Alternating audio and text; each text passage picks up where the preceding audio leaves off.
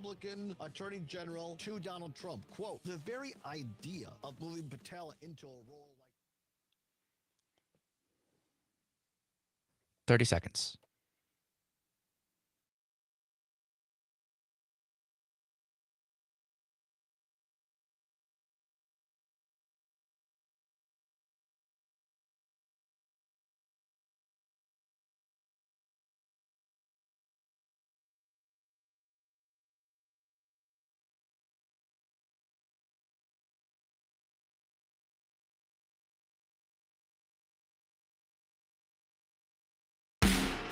Broadcasting across the state of Wisconsin on the Civic Media Radio Network and around the world on the Civic Media app. This is the Dom Salvia Show. And now, here's your host, Dom Salvia. Actually, it's not Dom Salvia. It's Matt Rothschild. I'm with you this afternoon. You're listening to the Dom Salvia Show all across the Civic Media Radio Network. Dom's off today. He's starting his weekend early, and I don't blame him. I'm here with Aaron Zommers on the box, and I'm here with you if you want to join the conversation, which I hope you will. The number to call is 855-752-4842. That's 855-75-CIVIC. And we got a great show for you. After the 4:30 break, Jeff Mandel of Law Forward will be joining us. And then in the next hour, State Senator-elect Jody Habush-Sinekin will come in. And at 5:30, we got Matt Reitz of the Southern Wisconsin Bird Alliance taking us home with a little bird talk. I'm an old bird watcher, in case you didn't know. But first, some politics. Not sure you've heard about this one, but I want your take on it. Should Joe Biden hand out mass pardons to some of his appointees who may be in the crosshairs of Kash Patel and Donald Trump? Here's the background on this issue. This is from The Guardian. Bear with me as I read just a couple paragraphs. Joe Biden's staff is considering the possibility of him granting mass pardons to a broad range of public officials to protect them against the possibility of retribution. We've heard a lot about that. And revenge from Donald Trump when he assumes power. The pardons could be extended to people who believe they've committed no crimes, but have been publicly named by Trump in multiple diatribes, claiming that investigations against him have been driven by a political witch hunt. We heard that over and over again. The article concludes, among those under consideration for clemency, according to Politico, are Adam Schiff, a California Democrat, of course, Liz Cheney, and Dr. Anthony Fauci. So what do you think about this issue? I'll give you my take in just a second, but I'd love to have your input. 855-752-4842, 855-75-CIVIC. Zommers, what do you think? I think it's really more of the same mess as it has been. I don't know. You know, my feeling, I was ambivalent at first about this when I was reading the story and thinking about it, especially General Milley, because they may drag him back in front of a court martial. I really hope they don't. And, you know, the penalty for that ultimately could be firing squad, for God's sakes. He's the one I think would deserve it if anyone would. The Republicans claim, Trump claims that he was disobeying orders when after the coup attempt on January 6th, China and Russia were scared to death. They didn't know what this crazy man in the White House might do next, so they were wondering whether they should put their nuclear missiles on higher alert. And Milley contacted his counterparts in China and Russia saying, no, we're not going to nuclear war against you. You don't have to do that. Let's calm down. Everything's going to be okay, which was a very prudent thing to do. So, yeah, in other words, he was doing his job, unlike the commander-in-chief or, would-be commander-in-chief. Right. It wasn't a time for nuclear saber rattling, for sure. And so he did what was appropriate, but the right wing's been up in arms afterwards. That would be the only pardon that I think would be at all justifiable. I don't think there is any rationale for mass pardons for several reasons. One, there's no precedent for it. And this isn't the time for Joe Biden to be breaking norms when we're trying to show that Donald Trump is breaking norms, and that's a terrible thing for our democracy. We need the norms. We need the guardrails. It's also a really defensive thing to do and would give off the appearance to a lot of folks who are only casually watching politics that, holy smokes, these guys must have committed a bunch of crimes, and Biden's having to issue all these pardons just to save their backsides. So, I don't want to have Biden give the impression that there was all this wrongdoing. it would also set a terrible, every president afterwards would say, I'm just going to issue these blanket pardons. I mean, Trump did do a lot of that. But it's easy for people who don't keep up with politics to forget about that, or like you said, they just hear, oh, Biden's doing all these pardons, he must have something to hide, and they would forget about Trump and Jared Kushner's dad and all that. Right, and I thought it was disgraceful, those pardons. I thought it was disgraceful for the first George H.W. Bush to pardon the folks who were implicated in the Iran-Contra scandal, including Casper Weinberger and Elliot Abrams. It's just, you just shouldn't be giving out, get out of jail free cards at random here or to your closest buddies. And also, if a lot of people are going to be attacked by Trump's authoritarianism, why just shield some high-ranking officials? I mean, that doesn't seem fair. I mean, give out mass pardons to all the dreamers if you're going to do that, or to anyone who's here undocumented and has lived a decent life and never committed a crime once they, cross the border, If you want to go that route, go that route. But just, shielding a few people, with the possible exception of Mark Milley, I'm not for it. It looks like we got CJ on the line from Stoughton. CJ, how are you, man? Howdy, folks. How are you? Thank you for taking my call. Yeah, anytime. Right, Dom's not here today, CJ, so it's just me. Oh, he's not. Well, No. I guess that's probably why I got picked up I'm so quick, because usually I'm on hold for an hour, but that's okay. Thanks for taking my call, Matt. I totally agree with you. I guess what I want to know is the truth, whether or not these upper officials, we found out that now our last institution did claim that because China's not forthcoming, but they believe it came from the Wuhan lab. And it was people were taken off of social media because they questioned whether it was. Well, CJ, I think that's still up in the air, this question of whether it came from the lab or from the wet market. Then we'll never know the truth, Matt, because China's not forthcoming about any of that. Well, you're right about that. I agree with that. You're right. But as far as these pardons go, certainly, I hope that is investigated, whether they're charged or not. I want to know the truth, because our most trusted institutions have been corrupted on both sides of the aisle. I want to know the facts, and it being hidden and obstructed. And as far as the family profiting, now the Biden family just took the money and ran. Never know. We'll never know. Never can be charged. And the most influential, the most corrupt years that supposedly the Biden family through Hunter got money, the statute of limitations were allowed to run out. And that was intentional. CJ, let me just jump in here for a second. Sure. On the pardon of Hunter Biden, I'm actually, as a dad, I was in favor of that. If my son had the problems that Hunter Biden had, and then he was trying to straighten his life out, and I had the power to keep him from going to jail, I would have done it just as a father. But what I didn't like about the way Biden went about this was, number one, he lied at the beginning. He didn't need to say he was never going to pardon him and say it over and over again. I mean, that just leads to cynicism among the American public that all politicians lie, all politicians are the same. So I hated that. And I actually hated the statement he came out. All he needed to say was, look, I'm a dad. I love my son. My son's gotten himself in trouble. He's now trying to get his life together. I don't want him to go to jail. I'm going to use my pardon power. And that's it. I love my son. And I think that would be hard to argue with. I guess I probably would agree that it would be tough, but it just proves the dual form of justice this country has been living for years. And the powerful get to walk away with the $25 million that Biden's grandchildren have taken, supposedly. They have bank statements. Jared got billions too. Let's forget.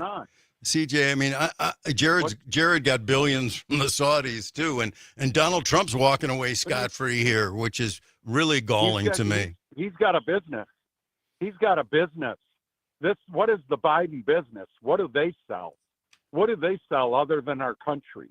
And that's the sad fact, is that they want to look the other way, and they're going to get off scot-free, including the big guy, because we now know that that's true. Well, he may not get away have scot-free facts of unless he pardons himself, and I don't think Joe Biden's going to pardon Which he himself. will. I doubt he will. Which he will. I'm not for The self. most corrupt administration ever in our country's history, Well, right here. CJ, It truly is. we differ on that, and the most dangerous administration in our history is Donald Trump, who will go down in history as a traitor. And historians will be shaking their head as to how this guy got reelected. But CJ, I appreciate the call. Always appreciate the conversation when we're talking issues. Happy to get together with you personally, as we did for lunch in Middleton. Must have been 3 or 4 months ago. Happy to do it again. Taking calls right now from you. If you want to weigh in on this question as to whether Joe Biden should issue mass pardons to officials who may be on Kash Patel's enemies list, which evidently comes to several dozen, 60, I guess, 60 people on Kash Patel's enemies list. I mean, the idea that a incoming FBI nominee would have a enemies list of American citizens that he's already aiming at is disgraceful and disgusting in its own right. The number to call here, 855-752-4842, 855-75-CIVIC. There's another issue I wanted to raise, and that is this issue of the Washington Post and other members of the mainstream media capitulating ahead of time to Trump. We had Jeff Bezos, who the owner of the Washington Post and Amazon, interviewed in the New York Times on Wednesday.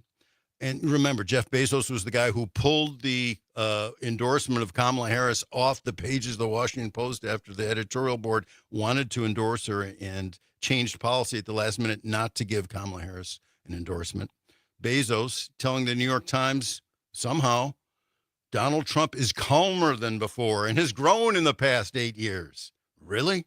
This is being a sycophant in the worst way and violates the first commandment of On Tyranny, Timothy Snyder's great book, 20 Lessons from the 20th Century, where he says in the very first chapter, the very first page, do not obey in advance. Most of the power of authoritarianism is freely given. Jeff Bezos is freely giving his power over to Trump. In times like these, says Snyder, individuals think ahead about what a more repressive government will want and then offer themselves without being asked. A citizen who adapts in this way is teaching power what it can do. Anticipatory obedience, he concludes, is a political tragedy. And yes, it is. It's a political tragedy when the Washington Post does it and when others do it. And we'll return to this topic right after this quick break to talk about what is going on with the mainstream media and why are they capitulating. You're listening to the Dom Salvia Show. I'm Matt Rothschild, pitching in for Dom today. We'll be right back. While you're at it, leave the night light on inside the birdhouse in your soul. Not to put too fine a point on it, say I'm the only bee in your bonnet. Make a little birdhouse in your soul. Real news and great conversation. 92.7 WMDX. The Maggie Dawn Show. We know what happened the last time Trump applied this ham-fisted tariff policy. He had to write a $12 billion check to farmers because he Dan was crushed so wondering many of our agricultural exports. Pardoning your son drove up because the your cost son of is single-family homes because the cost bad of use of lumber the justice places system. like Canada went way the frick up. Everything got more expensive. The Maggie Dawn Show. Weekdays from 2 till 4 on your local Civic Media radio station and on the Civic Media app. Are you prepared for an emergency or disaster? Because it's not a matter of if, but when. The emails, Don't do I find need to go yourself through saying, those? They're not that illuminating. Here. What emails? I'm seeing the comments. Oh, those?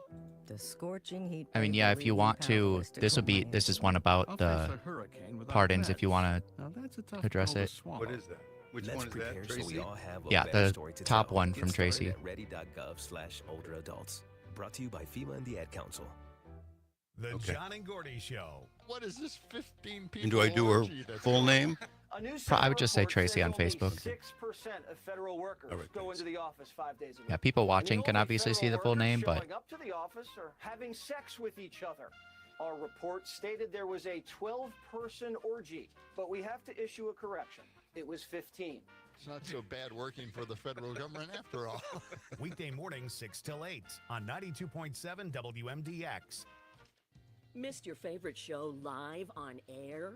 It's easy to find what you enjoy wherever you listen to podcasts, including Spotify, Apple, and Google Podcasts. And we're always streaming on TuneIn and the Civic all right, Media back in app. 20 seconds. The first time seeing my son,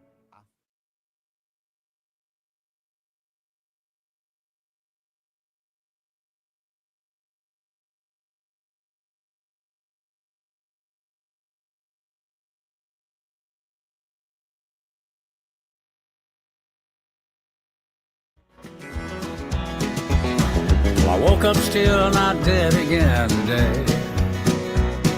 The internet Love that said old I Willie had Nelson.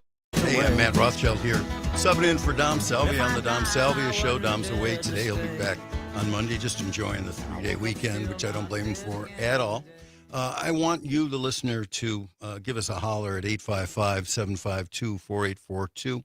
That's 855-75-CIVIC, or send us a text at that number. We're talking about the pardons, the Hunter Biden pardon, but the issue that interests me more than that actually is whether Joe Biden should issue mass pardons. Evidently, his staff is considering mass pardons to those who might be on Kash Patel's hit list or Donald Trump's enemies list, which Kamala Harris warned about that Donald Trump was going to be looking at the first day he got in there while she was going to do a to-do list. It was a good line. Unfortunately, it didn't work. We do have a comment from Tracy on Facebook. There's nothing normal about these times. Better to get ahead of things. We're screwed no matter what. She also said corrupt Trump got away with too much. I can't agree with her more on that. I mean, the fact that Trump has gotten off scot-free here is going to go down in the history books as a real tragedy for our American justice system. And that ruling by the Roberts Court granting immunity, presidential immunity, will go down as one of the worst decisions ever by the U.S. Supreme Court. We have Dan on the line from Green Bay. Happy to talk to Dan. Dan, what's on your mind on this issue? Yeah, a couple things. First of all, I understand your emotions regarding pardoning your own son, okay?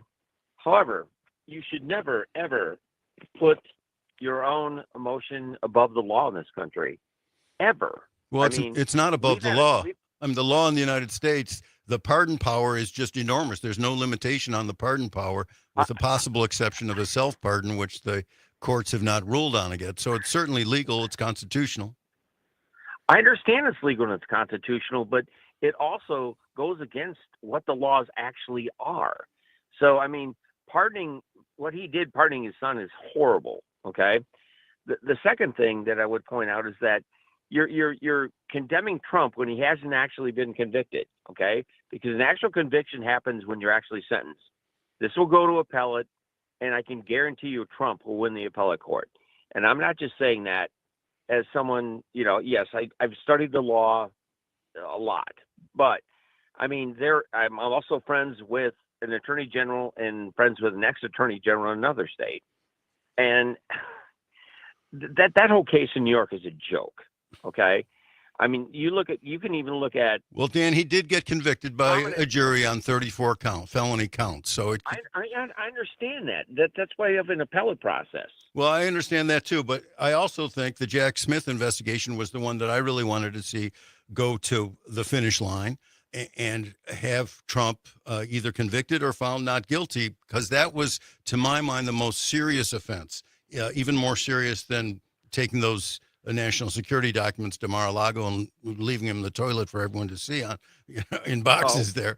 But January 6th, Dan, let me just finish my sentence, Dan, and I'll let you talk for a minute. Yeah, no, please, go ahead. What Donald Trump did on January 6th was the worst attack on our democracy since the Civil War, and he needs to be needed to be held responsible for it. You were in favor of trashing the Capitol and trying to hang the vice president?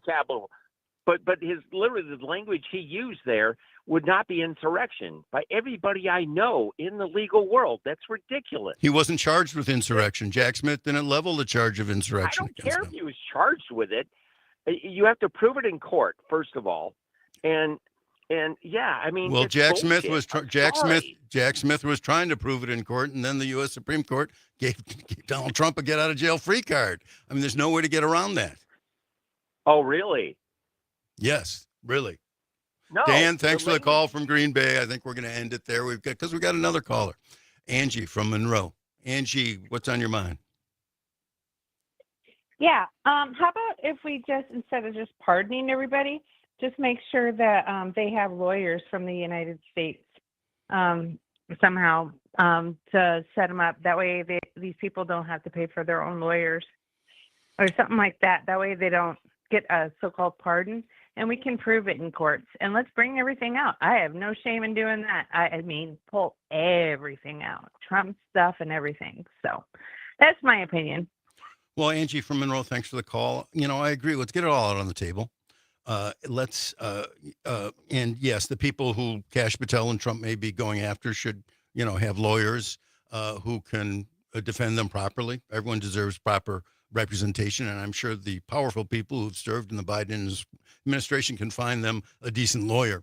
I'm actually more concerned about undocumented folks who are going to be harassed or prosecuted or unlawfully deported by the Trump administration, who can't afford, fancy lawyers to help them get out of jail.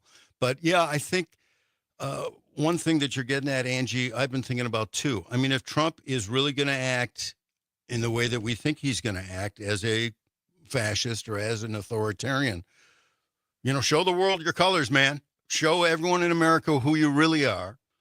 Be that dictator on day one and see, if there are enough democracy-loving people in this country who will rise up against that nonviolently and oppose it, because we've got to build a mass movement in this country, a mass anti-fascist movement to counter the fascist movement that has brought us Donald Trump. And that means, I'd really encourage everyone who's listening, who agrees with me on this, who's scared about what Donald Trump might do to our democracy, and who understands the risks that fascism actually poses to us, will join an organization that is defending democracy, whether that's, the League of Women Voters or whether that's the ACLU of Wisconsin, or, there are just tons of great organizations, nonprofits right here in Wisconsin that are fighting to defend our democracy.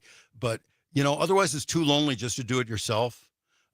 You need to do it within an organization, join an organization with a friend who agrees with you, and go together to meetings, or join those meetings on Zoom or however they're gathering, or do it in your church or your synagogue or your mosque in the social justice wing of that religious organization, working with other like-minded people to protect our democracy at this point when Donald Trump is so dead set on trashing it, is, I think, what we all need to do. So I would encourage you, Angie, to do that. Appreciate the call from Monroe and your idea about getting everything out on the table.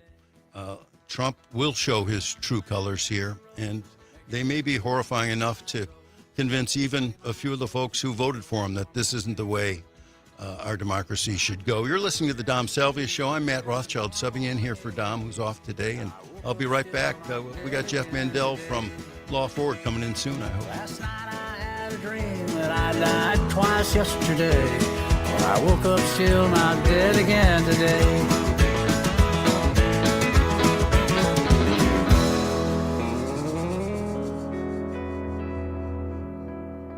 Voice for Madison, real news and great conversation. 92.7 WMDX. This is your local Civic Media radio station. Want to hear even more? Anytime? Find all of it at civicmedia.us. For 92.7 WMDX News, I'm Savannah Tomei Olson. Dane County is now advising departments to get accounts on Blue Sky. The social media platform has seen an explosion of users, especially since the election, now that the owner of Twitter, Elon Musk, is in President-elect Donald Trump's cabinet. County Executive Melissa Agard has a Blue Sky account, and she's encouraging other departments to get one too. County offices take stopped Jake, and using then I'm gonna X, go formerly Twitter, Jeff. last year because of increasing hate speech. Doing Agard fine. says adding Blue Sky will increase communication with the public. And the state employees who oversee campaign All right. finance compliance want to triple the size of their team. Until recently, local clerks collected campaign finance documentation from No, your municipal title is candidates. co-founder and general but the counsel, or your legislature executive passed. director, or your president? I'm president and general counsel. Or what did you say your title was? President and general counsel. Co-founder and president and general counsel. Can I turn this down just a touch? Yeah. Sorry, I don't want to reach across you. This is you? Yeah, that one's me. Is that better? Yeah, I think that's better. Much better. Better. So I'm not going to take Mark. I can't Okay. stand it. You got regulars? I'll let him know. Do you want to talk also about Susan Crawford, Brad Schindler, or is that and properties in the storm's path? I mean, For instance, I can talk there's about a why I high-risk day think of the severe court's weather. important. These I'm sky warn personally spotters will supporting be activated Susan, by the but Law National Weather Forward's Service. non-part. Every year, about 290,000 But you could reports describe come in both on weather candidates and not saying you're irregularities. endorsing one. And these reports have worked to lessen the overall damage, allowing people and I've never actually organizations appeared in to front of save Brad money. Schindler, so like I don't really know Across the much about country, him. there may be as many as Other than he gave Scott Jensen those 400,000 Skywarn storm spotters. cozy I'm sentence. Savannah Tomei Olson. You're listening to 92.7 WMDX News. Walworth County DA. On your entertainment beat, I'm Pete Schwaba. In Nothing to See Here news, superstar Taylor So we'll start Swift was off on named the #1 most streamed artist on Spotify for 2024, according to Variety. That makes 2 years in a row for the pop icon. Swift's songs pulled almost 27 billion streams. She was off Can to a you good stay up start till when her 5, or album do you need Tortured to rock? Poets Society racked up Whatever you need. 300 million streams in one day and a Do they wanna billion mind? in the first week. When playing a legendary character as the lead in a movie, it is probably a Anything else huge you vote want of confidence to get the And False person who Doctors you are is exciting portraying's 'cause, endorsement. this coming Timothy Thursday Chalamet is plays the Bob first Dylan in a appearance complete for unknown. the criminal Dylan case, recently yeah. took to social media to say that he is sure that Chalamet will be completely believable in the So we role. come on If at Dylan had 4:34. actually said those words, it would have sounded like Yeah. Chalamet. 2 minutes. Chalamet is already getting Oscar buzz for his portrayal as Dylan, a complete unknown. Opens How often are you Christmas doing Day. this For more showbiz fun, tune Whenever in to Nightlight someone's with me, Pete Schwaba, weeknights from 6 to I'm in the 8 p.m. bullpen, on so the whenever a Civic Media host is Radio Network. wants to take a day off. So at this time of year, a lot is what you're saying. Yeah, Maggie Dawn just sent me a list of several dates around Christmas and New Year's, and I said, if no one else can do it, let me know. But she wanted people to go down to Racine. I'm not going to go Tonight to because mostly clear sky, a low in the I'm not low gonna do that. 20s. Okay. With I'll do it sunshine remote for if she tomorrow, needs. it'll warm up into the low If I get 40s permission for a from my high. mom. And a From my continued wife. mostly sunny sky I usually for come in here. Sunday. I usually come in That's here to do continuing her show climb anyway. Into the So mid-40s for a high. Right now it's 33. Yeah, and then I just turn on the microphone and Here at the Lazy Oaf Lounge plug it in into Madison. Enjoy live music Cardi. from Saturday Morning Cartel and free champagne Jello shots at both 10 p.m. and midnight. It's easier with you in the booth. $2 off Tito's That's for mixers. sure. Well, 16-ounce cans of Bud Light or Miller Lite. I guess. I don't know. $2.50. Must be 21. Please drink responsibly. Hungry? The delicious late night menu will be available until midnight on New Year's Eve at the Lazy Oaf Lounge, 1617 North Stoughton Road in Madison. Visit lazyoaflounge.com. All right, a little less than 1 minute. We'll be back on. Here, and it's nearly time to pick a present from our grown-up gift list with our Civic Media statewide text to win contest. Listen while you work for the keywords to text for your chance to win $100 cash, an overnight vacation at Chula Vista Resort, and be entered to win one of our grand prizes, a robot vacuum, new luggage, humidifier, espresso machine, and more on our 30 grown-up seconds. gift list at Civic Media.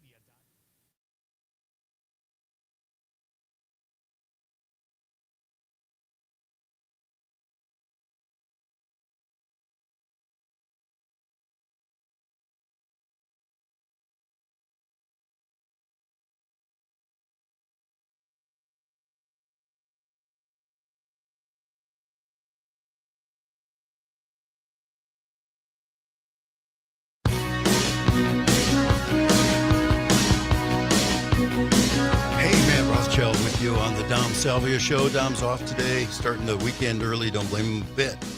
But I'm with you here for the next hour and a half. I hope you'll join the conversation here on the Civic Media Radio Network. The number to call, 855-752-4842. That's 855-75-CIVIC. And right now in the studio here in Madison, delighted to have with me Jeff Mandel. Jeff is the co-founder, president, and general counsel of the pro-democracy law firm here in Wisconsin called Law Forward. Welcome to the show, Jeff. thanks for having me. Hey, congrats on all the great work you've been doing over the last 4 years. Can't believe it's been 4 years, but it's been amazing what you've been able to accomplish so far. It is, time flies, but we are making real progress, and democracy is on the march in Wisconsin. And why do you say that? Well, there's a lot going on, and within the last 12 months alone, we have ended the gerrymander, and now we have a Dane County judge who has struck down Act 10. Those are the two cornerstones of the right-wing takeover of Wisconsin in the last 15 years. And within 1 year, they've both been uprooted. And what a huge relief that's been. And Law Forward wasn't an outsider or just an observer on either of those two issues. No, those are both cases that we brought, and we represent the plaintiffs in and are really proud of helping move Wisconsin forward by winning these cases. Well, let's talk a little bit about the Act 10 case, because that's the one that was most recently in the news. You were representing some unions, correct, who brought the issue? We represent a variety of local unions here in Wisconsin and union members. Okay. And why did the judge decide, on what grounds did the judge decide to toss out Act 10? Well, the judge noted that Act 10 violates the Wisconsin state constitution, which has its own equal protection guarantee, separate and apart from the federal equal protection clause. There had been litigation last decade about the federal constitutional piece, but no court had ever really looked at the state constitutional claim. And when the court did hear, it said this is clearly a violation. And it was a violation because some law enforcement were exempted from Act 10 and some were not, correct? Correct. The theory of Act 10 is that it breaks public sector unions into two categories: general employee unions and public safety employee unions. And there might be a sense in which you can understand that public safety workers are different from other kinds of public sector workers. The problem, though, is that the law didn't use a straight, clear line to divide public safety workers from general workers. Instead, it used a twisty, winding line. And the reason it did that was it wasn't really about the difference between public safety workers and general workers. It was about who Scott Walker's political supporters were and were not. So you've got a law that says the state police are public safety workers, but the UW police and the Capitol police aren't. And that says that conservation wardens who carry guns and have arrest authority in our state parks are not public safety workers, but vehicle inspectors who don't carry guns and don't have arrest authority, well, they are public safety workers. Well, that is certainly a hard thing to square. I mean, you mentioned conservation wardens. I have to laugh because I was arrested by a conservation warden in the Capitol when I was doing some civil disobedience during Act 10. I actually was arrested twice there. The time the warden arrested me, I had taped onto my shirt part of the Wisconsin state constitution about freedom of assembly. And they were arresting people who were holding signs or taking pictures up in the assembly gallery. And I was taking pictures of someone who was holding a sign and was arrested for taking a picture. So anyway, the warden was nice though. I got nothing against the warden, but it was a surreal experience. But some of the wardens and some of the Capitol Police weren't happy to be aced out of Act 10. Well, certainly not, because anyone who was considered a general employee union suddenly had a real constraint on their rights as a worker. Public safety unions weren't given any special rights. They just continued to have the traditional rights that union workers had in Wisconsin. But if you were not a public safety worker, if you were in a general employee union, suddenly your union rights were way, way, way packed down and barely existed. That's a real problem. And especially when the rationale for deciding who gets to keep their rights and who doesn't is arbitrary and is not in any way logical. And that's why the court struck down this distinction. I'm speaking with Jeff Mandel, who's the co-founder, president, and general counsel of the progressive law firm Law Forward, who brought this case for his clients, successfully brought this case against Act 10. Now, what is the consequence of Act 10 being thrown out? Well, Act 10 as a whole was not thrown out. I want to be a little bit more granular than that. Act 10, as you remember, was a big budget repair bill, and it had quite a few things in it. what has been thrown out is this fake distinction between general employee unions and public safety employee unions. As soon as that judgment takes effect, which has not fully happened yet, we don't have a final order yet, but as soon as that happens, then the distinction can no longer be enforced, and that means that all public sector unions will be restored to having the rights that they had before Act 10. Collective bargaining in full, freedom from these just harassing and anti-democratic requirements to recertify the union constantly and do so in ways that are really, really hard to meet. By getting half of all members, not half of all voting members, but half of all members. I mean, no president of the United States would ever be elected that way. As you say, we are used in America to a democracy where you win by getting a majority of the votes that are cast. And sometimes not even that. But the basic idea is the person who gets the most votes wins. Unions have certification elections, and the idea is the union is certified if more votes are for the union than against the union. Act 10, as you say, changed the rules, and it said you have to get 51%, not a majority, but all the way to 51%, and not 51% of the people who vote and participate, but 51% of everyone who's eligible. So anyone who's sick or couldn't make it to work that day or chose not to vote, they count as if they're voting against the union. And one of our plaintiffs is a union that was decertified after getting 50.7% of the vote. It's simply contrary to everything we understand about American democracy. So, Jeff Mandel, let me be clear here and make sure our listeners know. So the decision allows teachers, for instance, who weren't plaintiffs, or maybe they were. We have teachers unions, yes. But they weren't safety workers, though.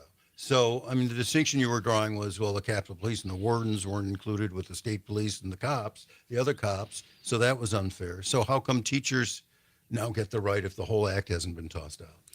Well, it's not that the whole act, it is that every part of the act that is based on this false distinction between general employee unions and public safety unions gets thrown out. So teachers who had been general employee unions will, that distinction goes away, and so now they get restored to the rights that they had before Act 10. I got it. I'm a little slow, but I got it now.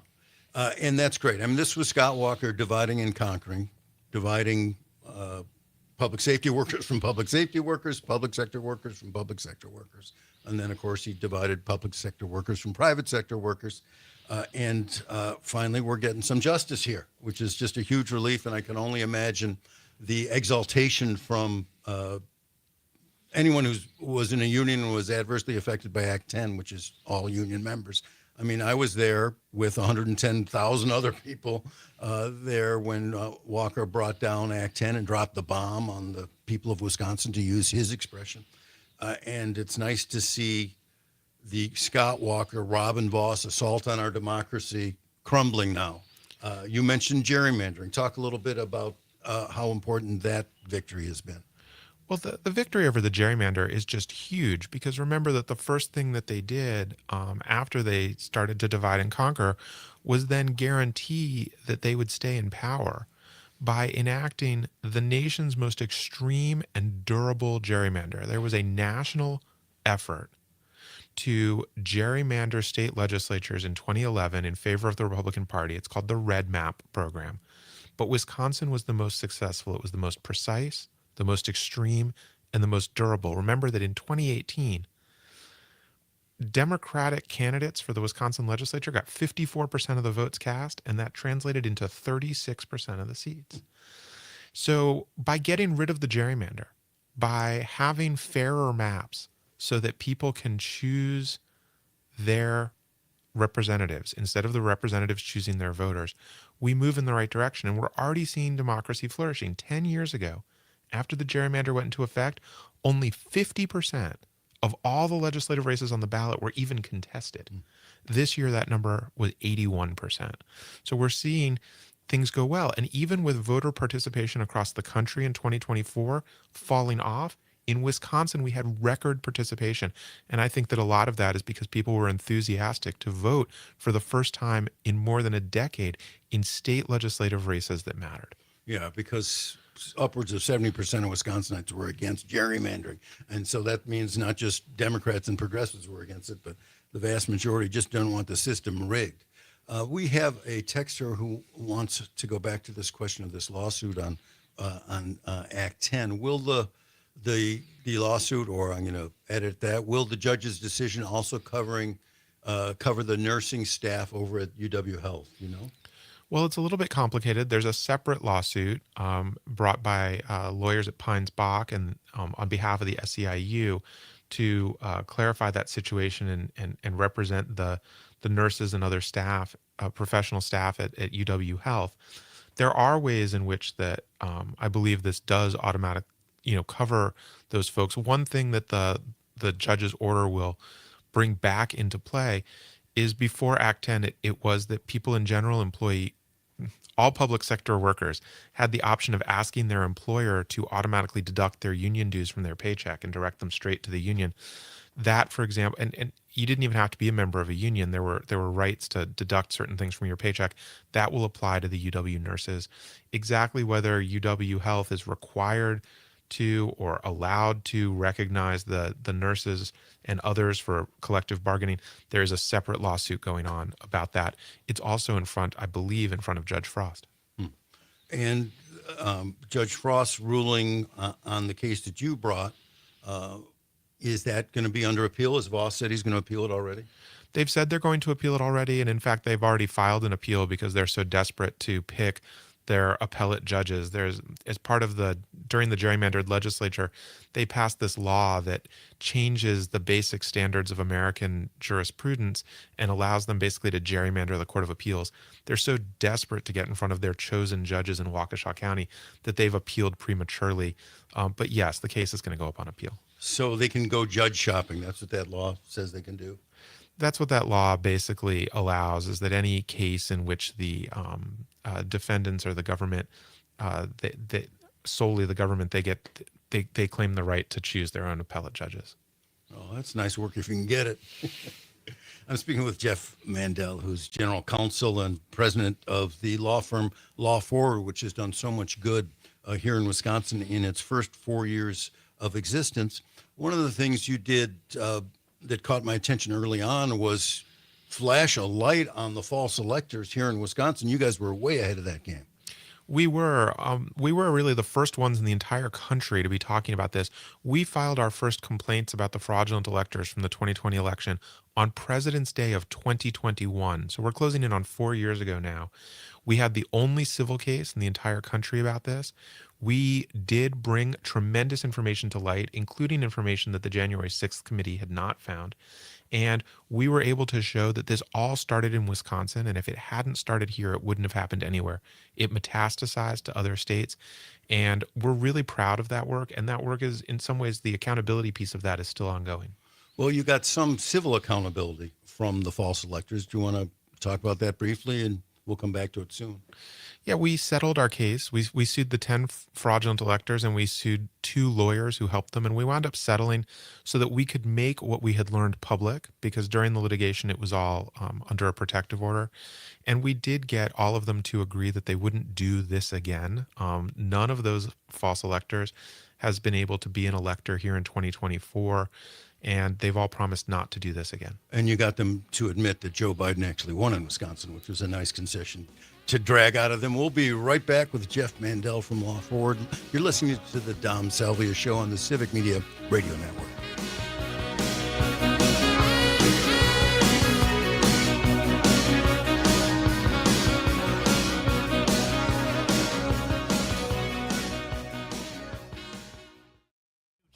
Madison's real news and great conversation. 92.7 WMDX. Tons of glass artists share the same passion for eye-catching art as Ignite Glass and Gifts. So we're showcasing their work alongside our talented local artists and our in-house Ignite artists. The latest techniques, the hottest colors, and mind-blowing designs are here for you to enjoy. Madison's favorite for glass, gifts, and vape. Ignite Glass and Gifts. Monona Drive, Williamson Street, and Odana Road. Plus, IgniteGlassandGifts.com. Do your eyes a favor and see this stuff. Let's get back to live music in the lair with Kaylin Colt. The next song you have for us tonight is called 1103. Yes. Is that a time or a flight number? Oh, that's actually really good. That's a good idea. I think I might have to write another song with that. You'll get 50%. It's live in the lair. Grab the podcast now at maxinkradio.com and listen live on Saturday nights, 6 to midnight, across the Civic Media Radio Network. Just over a minute till we're back. I'm Dan Schaefer. Let's recombobulate. As Democrats pick up the pieces from their loss to Donald Trump, one of the first major decisions the party will be making is to select the new chair of the Democratic National Committee. The race for that role now has a major Wisconsin connection. Ben Wickler, the chair of the Democratic Party of Wisconsin, is now officially running for DNC chair. One Democratic source I talked to characterized Wickler as a Goldilocks candidate for the role. He's liked by both centrists and progressives, big dollar donors and grassroots organizers, and knows how important state parties around the country can be in a second Trump term. So, could he be just right for the role? The vote for DNC chair is scheduled for February 1st. A lot can happen between now and then. But whether or not Wickler wins in his bid for the role, 15 it will seconds. certainly be a story to watch.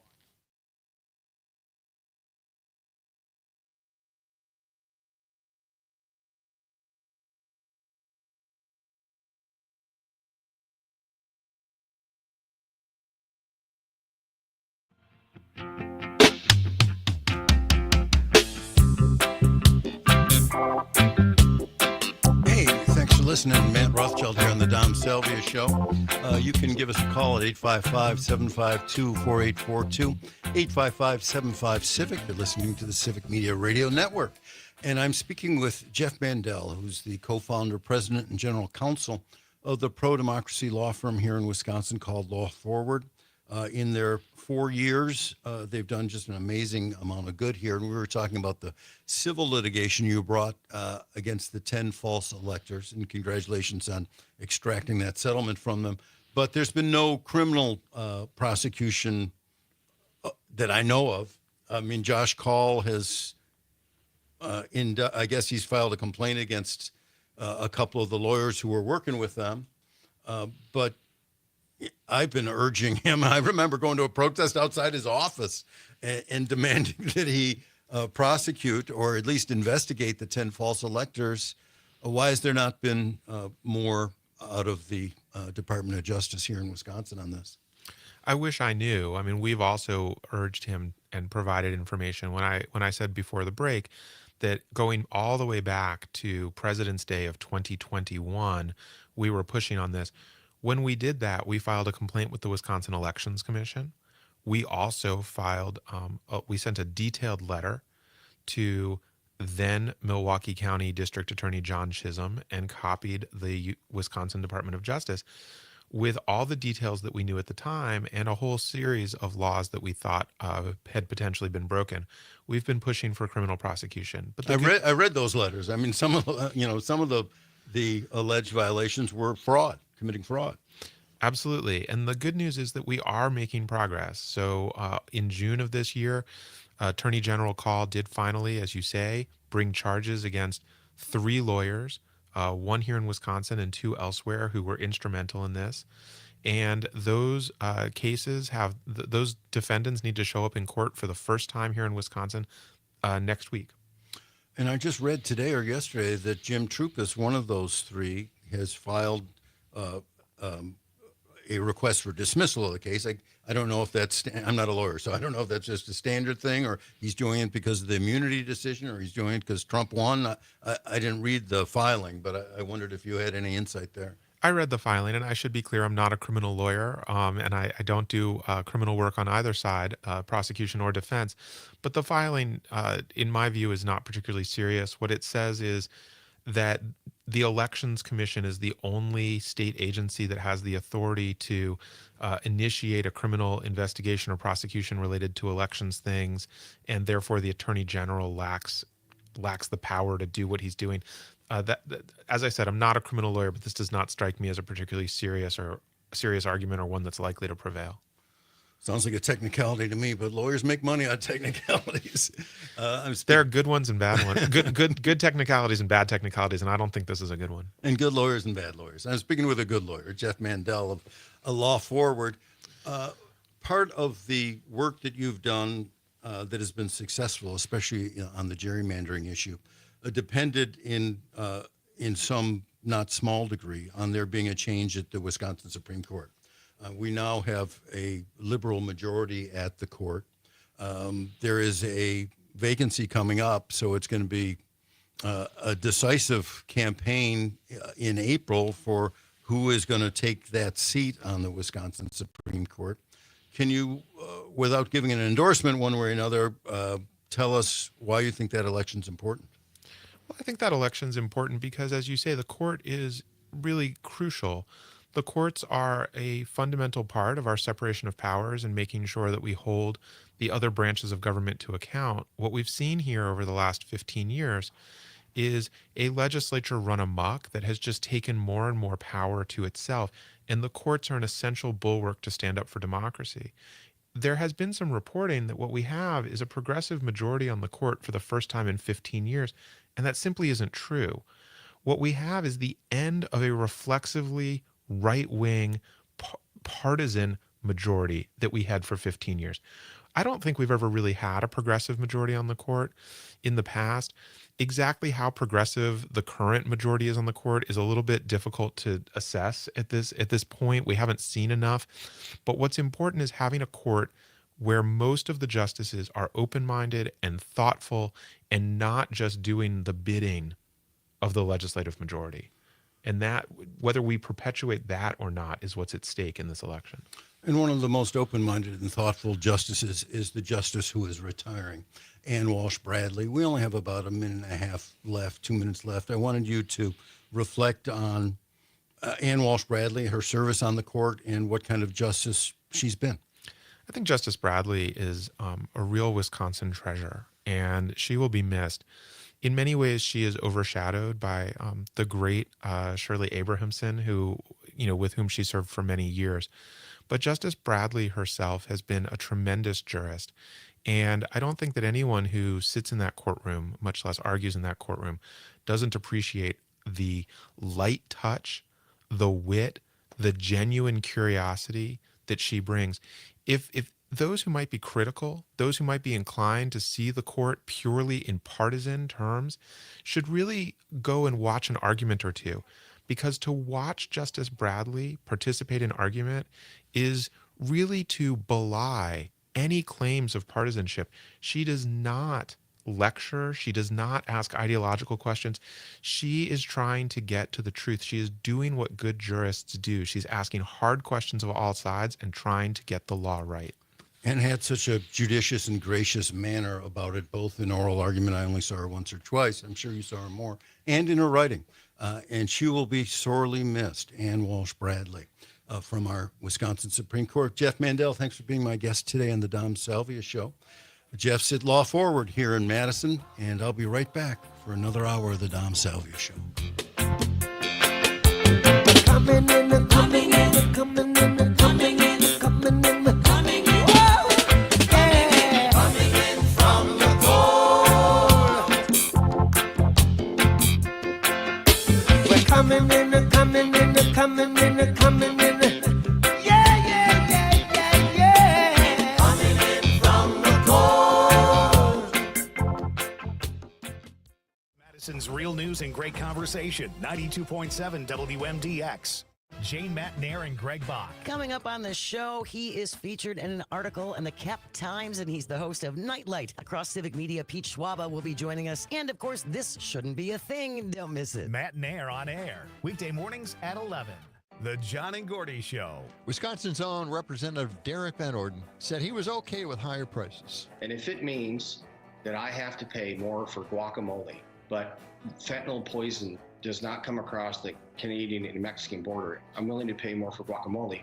So the choice is fentanyl or higher prices for guacamole. Weekday mornings 6 till 8 on 92.7 WMDX and the Civic Media app. Your news, conversations, and a whole lot of fun. It's all on your local Civic Media radio station or the Civic Media app. This is 92.7 WMDX Columbus, Madison's home for real news and great conversation. A Civic Media station. ABC News, I'm Michelle Franzen. The jury in the New York City subway chokehold trial of Daniel Penny will be back Monday, possibly to resume deliberations on a charge of negligent homicide. The judge dismissed the more serious count of manslaughter after the jury told him they were deadlocked on that count. The judge earlier encouraged them to keep deliberating. ABC News legal contributor Brian Buckmeyer explains. And just in general, a judge is very hesitant to try to put their thumb on the scales of justice in any type of way as to keep deliberating, stop deliberating. You can go in this direction or that direction. Police in New York City now say they believe the suspected gunman in the fatal shooting of United Healthcare's CEO fled the city by bus. Investigators say the gunman targeted the executive this week. A clipper system bringing a blast of cold air and snow to the Midwest and Northeast. The Great Lakes could see more lake effect snow. Sunday, though, temperatures on the East Coast expected to warm up. This is ABC News. This is your hometown radio, refreshed, keeping you informed, entertained, and connected locally across the Civic Media Network.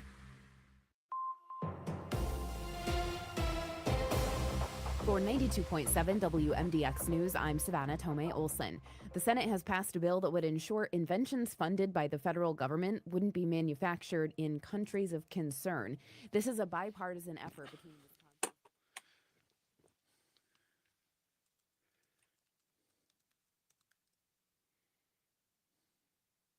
Sorry, I had food in my mouth. We should all be able to hear each other now.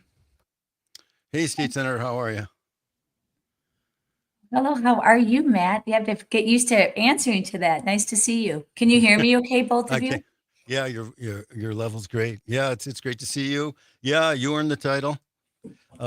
It's hard for me sometimes with people I know, like Francesca Hong or even Tammy Baldwin, who I've known forever.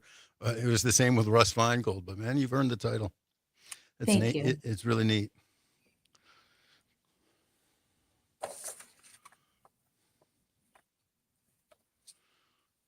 I might want to talk to you some other time also just about the environment and how important it is for Wisconsin. I'm doing a podcast here at Civic Media, and I haven't done one on the environment yet. I might want to bring you in on that.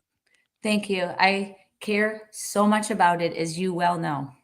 Yeah. From our in-person at that Zach's restaurant, which has now turned into a whole different space now. It's a breakfast place, but maybe we can meet there and have a different time of day. Oh, that would be great. I'd enjoy that. Got anything special planned for the weekend? Are you going to be able to relax? Or are you working? No, it's quiet. It was a very busy day leading up to this point. This is my grand finale for this day, but the weekend will be quieter, so that's good. Nice. Thank you for asking. I hope you Yeah. have the same. Well, I'm going to try. And I thank you for coming on at the end of a long week. I can only imagine all the stuff you're trying to get up to speed. So, but it's good. You got Robbie on staff. He's a longtime staffer, right? He is an outstanding person. I feel very grateful. He was just a terrific campaign manager. We got very close, worked really well together. And yes, he's been in the Capitol many years now and really knows his way around and is well respected and will be a very strong ally. Yeah. I mean, it's really important to have good staff. And, Tammy's had such a good staff all along. I think that's one of the reasons she won. Just, she's got great staff all across the state. She does, she attends to every part of the state, and she was rewarded by it on election day. That and you were a couple of the bright spots. She and her staff really make it feel like she's everywhere around the state, wherever she needs to be at all times. Yeah. And, and it's not ideological. She'll meet with any business group. Yeah. I mean, I knew her Green Bay staffer for a long time, and who was a wonderful, wonderful person.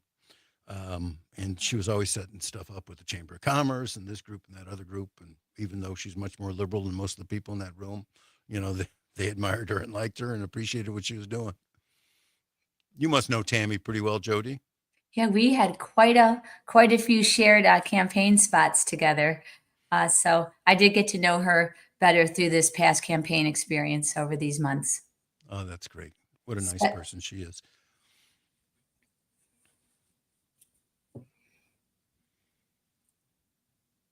Might be her last term in office, though. I think she'll probably retire afterwards.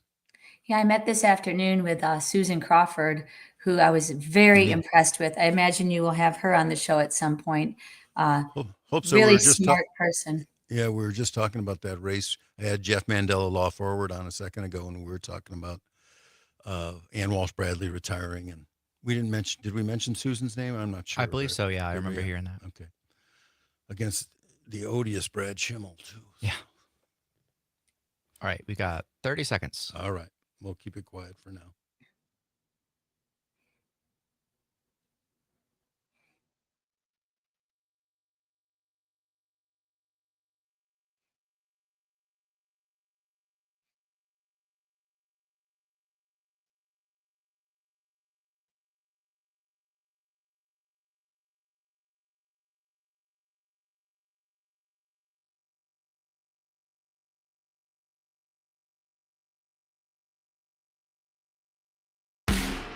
Broadcasting across the state of Wisconsin on the Civic Media Radio Network and around the world on the Civic Media app.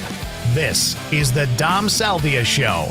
And now, here's your host, Dom Salvia. Actually, your host for the next hour is Matt Rothschild. Dom is on vacation today. He's taking a long weekend, the start of the long weekend, which he so much deserves. And I'm pitch hitting for him. I'm the former editor and publisher at the Progressive Magazine and was the executive director at the Wisconsin Democracy Campaign, for folks who don't know who I am. And I hope you'll get to know me a little more. You can give me a call at 855-752-4842. That's 855-75-CIVIC. In the meantime, I'm joined by State Senator-elect, and I love that title, State Senator-elect Jody Habush-Sinekin. Welcome to the show, State Senator. Thank you, Matt. Glad to be here.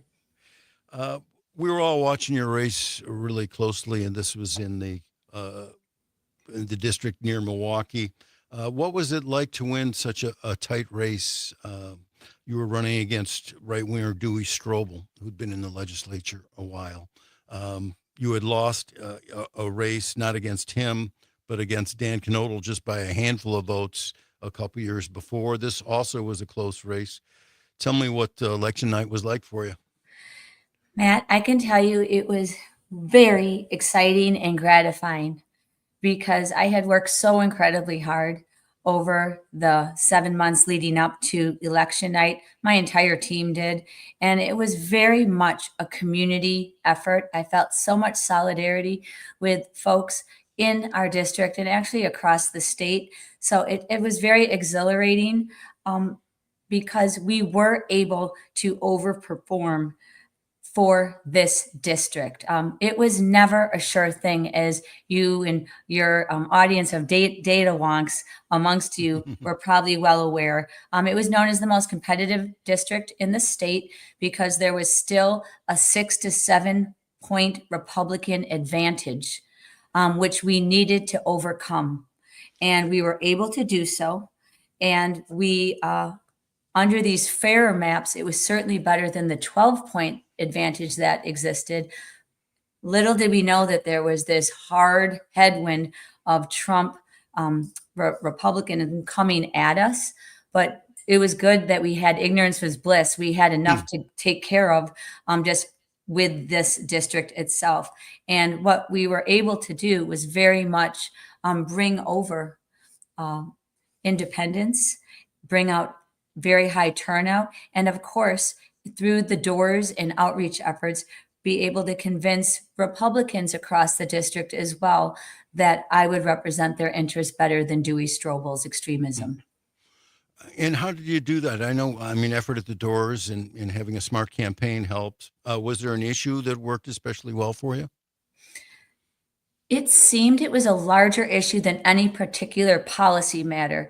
It was me talking to folks one-on-one, primarily at the doors, and of course at these meet and greets and other gatherings, where I would very much explain the importance of having a legislator who had the commitment, the experience and the intention to work across the aisle to start allowing Wisconsin to move forward out of this gerrymander. And I just set that contrast between myself and Dewey Strobel. That is really where my professional experience and success has been. And for him, he has demonstrated the opposite. You mentioned your work at the Doors. It sticks in my mind because I was listening to a radio show the other day where they were poo-pooing the idea of going to Doors. They say that's outdated. No one answers the door. Forget about going to the Doors. It doesn't work anymore. You had a different experience, right? Very much so. Spent many hours a day, sometimes more than that, over half a days at the Doors. It really is the best opportunity to ask people what is top of mind for them, and then really introduce oneself to them and find a point of common interest, even if it is something like cooperation. It could be education, it could be healthcare, safety of our communities, all of that. There's always something that we can find common ground on. And I don't know of any other way to do that. Commercials and literature can only get you so far. It's that personal interaction, and then knowing that humans, all of us, talk to others. So they'll talk to their neighbors, their relatives, their work colleagues. That's the way to do it, in my view. Well, I'm glad to hear that that still works in Wisconsin. I think the radio show was a national one. They weren't talking about how it works in Wisconsin. We can still do retail politics in Wisconsin and talk to people, listen to people. I mean, I'm impressed that you mentioned listening to where people are at when you introduce yourself at the door, rather than saying, you know, here are the issues, here I am, vote for me. I mean, I do think listening is crucial. Yeah, it's something that I very much evolved in my approach. When I first started, it was very much me wanting, I felt eager to introduce myself to them. When I soon learned the better approach is first hearing from them and getting a sense of what their concerns are and where they saw themselves politically or otherwise. And that was just a more comfortable, organic way to start any conversation. Yeah, and I think I doubt that Dewey Strobel was doing a lot of doors or listening. He never struck me as a great listener, frankly. So not surprised that you won, delighted that you won. I'm talking to State Senator-elect Jody Habush-Sinekin. Election night must have been, though, bittersweet because you pulled off this victory. Having lost a couple years prior, must have been quite satisfying to do that. But then, of course, Kamala Harris lost, and we knew it looked bad for her by about 8 o'clock at night. So how did you wrestle with those two emotions? I can tell you it was a very up and down evening, to say the least.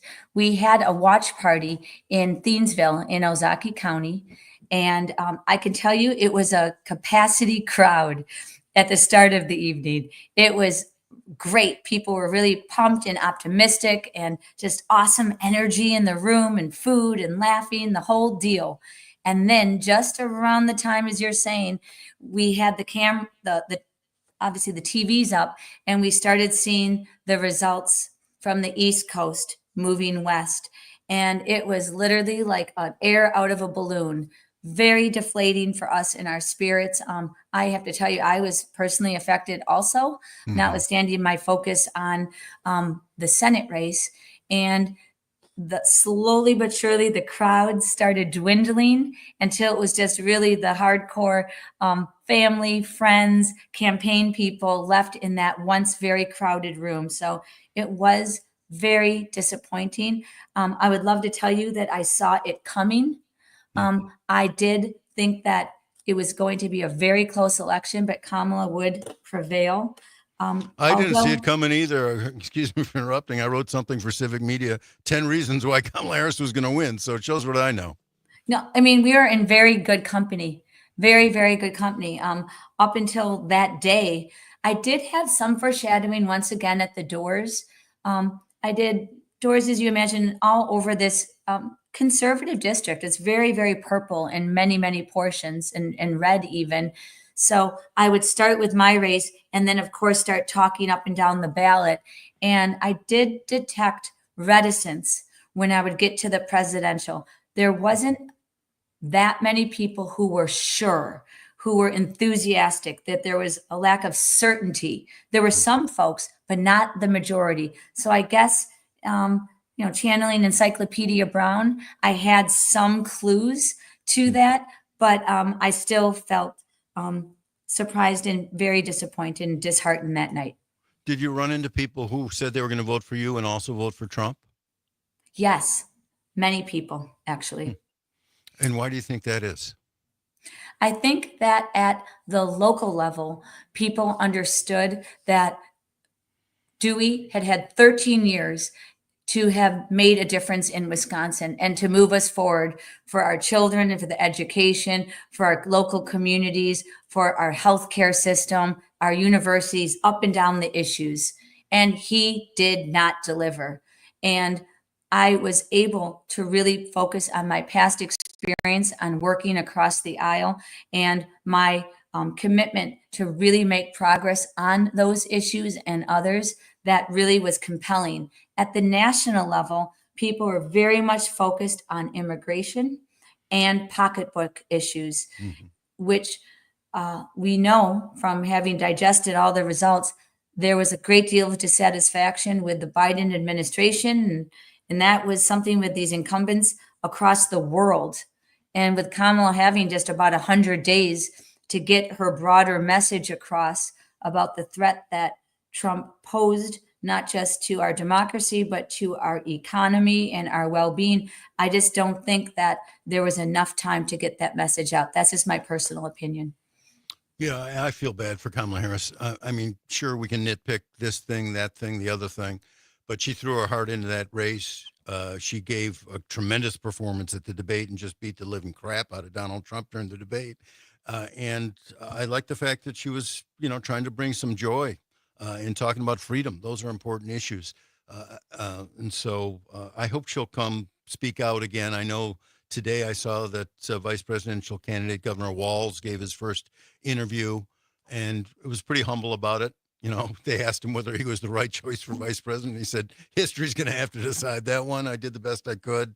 Sorry, we didn't win, and I think that kind of humility was one of the appeals that he brought to the race. We just got a couple minutes left. What's going to be a top priority or two for you at the state Senate? Very much the ones that I committed to during the campaign. Voters have made it clear that they really want certainty with regard to women's reproductive freedoms and health care. So that is something that we need to have happen in Wisconsin for women, for families, for doctors and healthcare. Very much also at the local community level, making sure local communities receive their fair share of revenues at the state level for our community's safety, for fire, paramedic, police, that we have the resources that we need, and most certainly education. How Wisconsin has been falling behind at the university level, as well as K-12, and how to put us back on a good trajectory, which is so important. There are many other issues, as you well know, but those are ones that are of great concern. And of course, tax relief. We have a significant budget available to us. And at the doors, I made a commitment to proceed with strategic tax cuts. And I would like to make sure that we have that happen. Well, best of luck in the state capitol here in Madison. I've been speaking with State Senator-elect Jody Habush-Sinekin. So happy you got elected. That was some of the good news on November 5th. We'll be right back on the Dom Salvia Show. Thank you, Matt. Say I'm the only bee in your bonnet. Make a little birdhouse in your soul. And while you're at it, leave the nightlight on inside the birdhouse in your soul. Not to put too fine a point on it. Say I'm the only bee in your bonnet. Make a little birdhouse in your soul.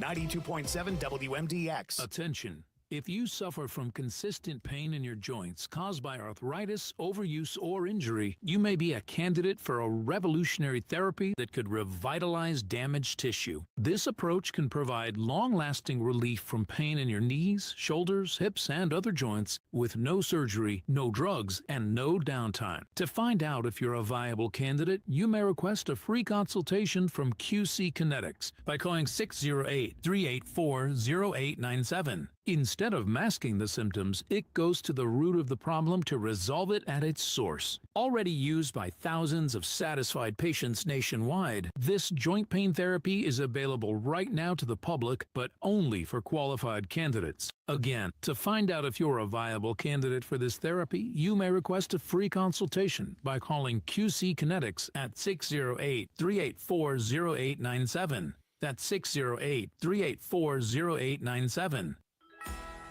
At Harbor Freight, our low prices make us the place for gifts that keep on giving. Because when you give the gift of quality tools, you're giving someone the ability to fix, restore, and build for years to come. And with savings like these, you can even get something for yourself. Whatever you do, do it for less at Harbor Freight. Stop by and give yourself the gift of great prices. Come to the Lazy Oaf Lounge to cheer on the green and gold. Enjoy free Jell-O shots with every Green Bay touchdown. Stock up on $20 buckets of White Claw and High Noon. $15 assorted buckets of Busch Light, Miller, and Bud products. Plus $4 off wing baskets when you dine in. Come for all the fun on game days at the Lazy Oaf Lounge.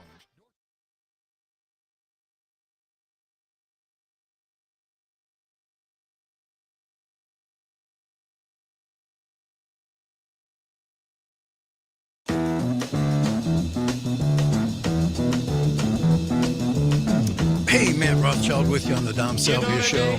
Dom's off today. I hope he's having a good start to the weekend, and I hope you all are going to enjoy the weekend. The weather's supposed to be great. You're listening to the Dom Salvia Show on the Civic Media Radio Network. We were talking earlier on the show about Jeff Bezos of the Washington Post sucking up to Trump some more, if you can believe that. Of course, Bezos pulled the editorial that the editorial staff had written in endorsing Kamala Harris and deciding late in the day not to do any endorsement, which was a pathetic capitulation.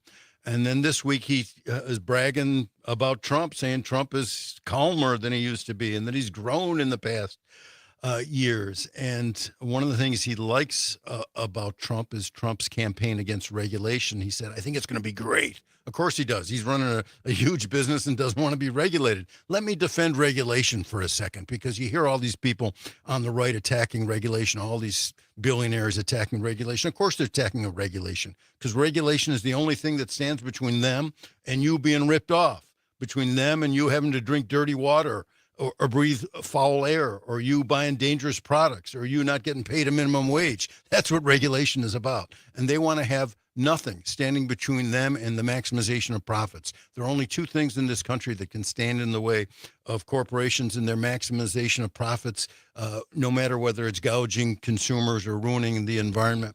And those two things are labor unions and government regulation. And they've successfully, the billionaire class, attacked unions in a devastating way over the last 30 years, so that it's only about 10% of the workforce now. And we saw that Walker attacked unions here terribly. Fortunately, we just had Jeff Mandel on a little bit earlier from Law Forward. We're going to get a lot of the worst parts of Act 10 knocked out because of a judge's decision this week and that lawsuit that Law Forward brought. But by and large, unions have taken it on the chin.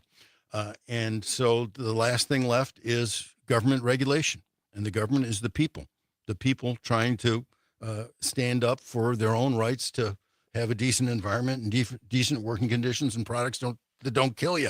That's what regulation's about. So when these people attack regulation, including Jeff Bezos, it just makes my eyebrows jump.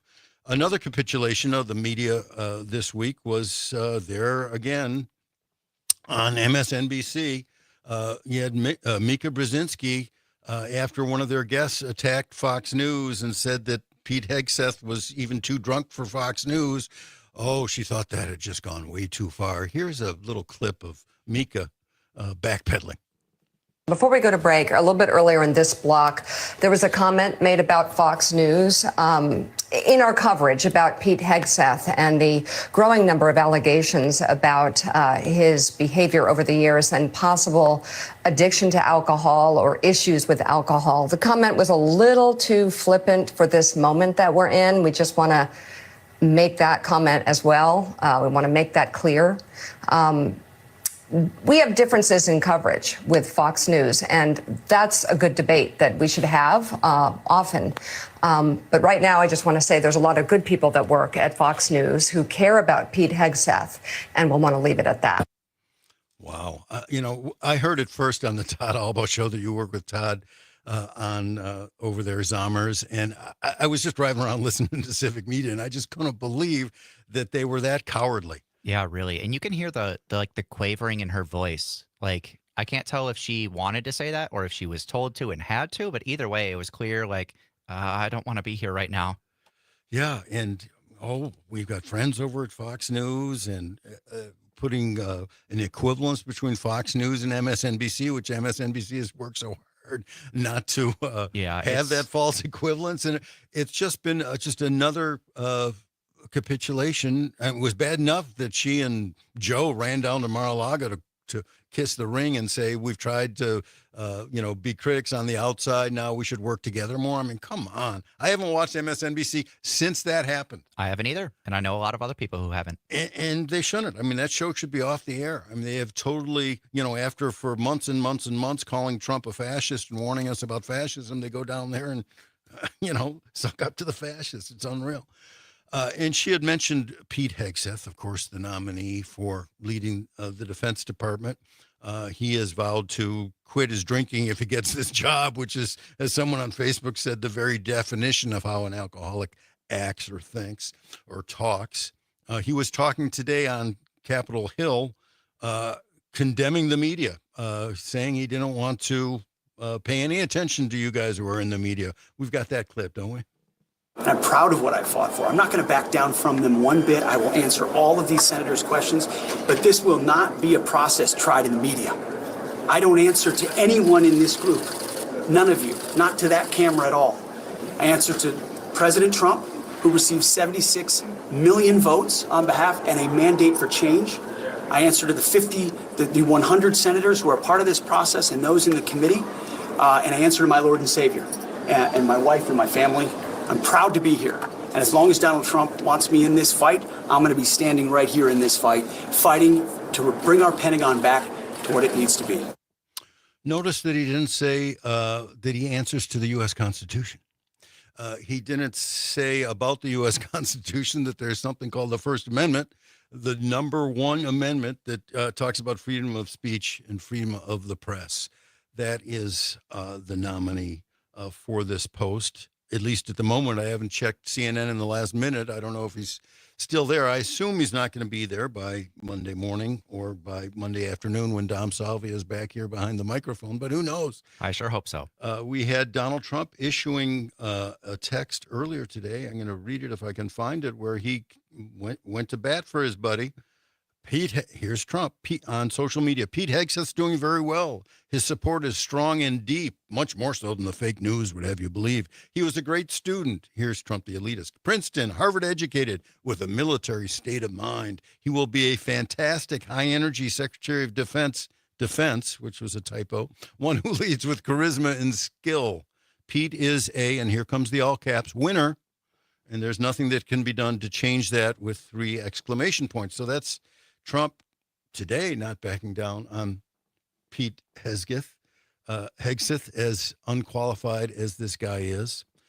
He also, one of the worst things that Pete Hegseth has done is to come apologize for and defend a soldier who committed, in my mind, war crimes, bragged about stabbing someone in the throat to death. Pete Hegseth rallied to this guy's defense, which is disgusting. Plus his, Deus Vult tattoos and all that. Well, there's that. I mean, he talked about, crusades. He wants to be on a crusade. He's a very far right winger. We're going to have a little lighter, more fun conversation after this short break about birds in Wisconsin. We'll be right back in the Dom Salvia Show.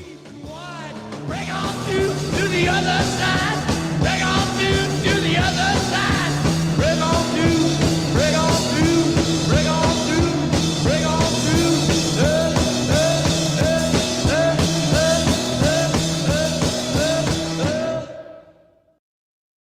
Real news and great conversation. 92.7 WMDX.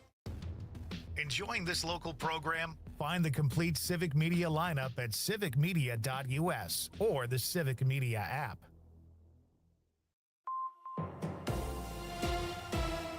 For 92.7 WMDX News, I'm Savannah Tomei Olson. Dane County is now advising departments to get accounts on Blue Sky. The social media platform has seen an explosion of users, especially since the election, now that the owner of Twitter, Elon Musk, is in President-elect Donald Trump's cabinet. County Executive Melissa Agard has a Blue Sky account, and she's encouraging other departments to get one too. County offices stopped using X, formerly Twitter, last year because of... You're a 501c4, right? Well, now I can, on this thing, I'm not with any organization now except Civic Media, so I can say vote for Biden, I can do anything that I never could do before. That's nice. Because we're always C3, we never had a C4 even. Wow. So I have to really dance the dance, yeah. Did you? Yeah, that's tough for something that's... Like the Progressive magazine, you kind of say, vote against... So you had to be... is asking for an additional $5 million over the next 2 years to hire at least a dozen more people and get more office space. And tomorrow is the 25th year of Skywarn Recognition Day. Meteorologist Brittany Merlot explained. My sister was listening to, I said, I never before could say, vote for this candidate, that candidate. She said, really?